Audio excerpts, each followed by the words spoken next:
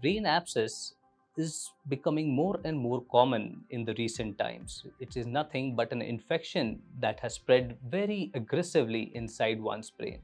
What is an abscess? Abscess is a collection of purulent material, pus-like material due to an infection inside one's brain, and that causes increased pressure in the brain and damages the brain. What causes brain abscess in young children? The most common cause in young children is meningitis, that is, infection inside the brain. Second cause would be congenital heart disease, that some children are born with some defects in the heart, which predisposes them to develop such brain infections or abscess. Third would be an ear infection and sinus infections around the nose and the paranasal sinuses.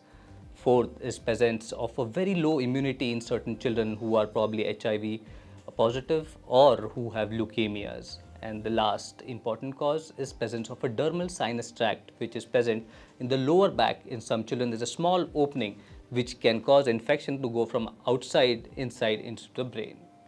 What are the symptoms of a brain abscess? A child with brain abscess will have high grade fever, seizures, irritable behavior, and stiffness in the neck. Most likely your pediatrician will be able to diagnose it based on the child's clinical feature, or sometimes he may do a procedure called as a lumbar puncture to confirm the diagnosis of an infection inside the brain.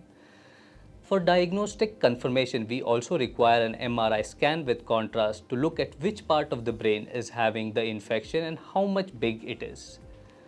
The treatment basically involves doing surgery to remove that purulent infective material from inside the brain, and the child will most likely require antibiotics for around 4 to 6 weeks after the surgery.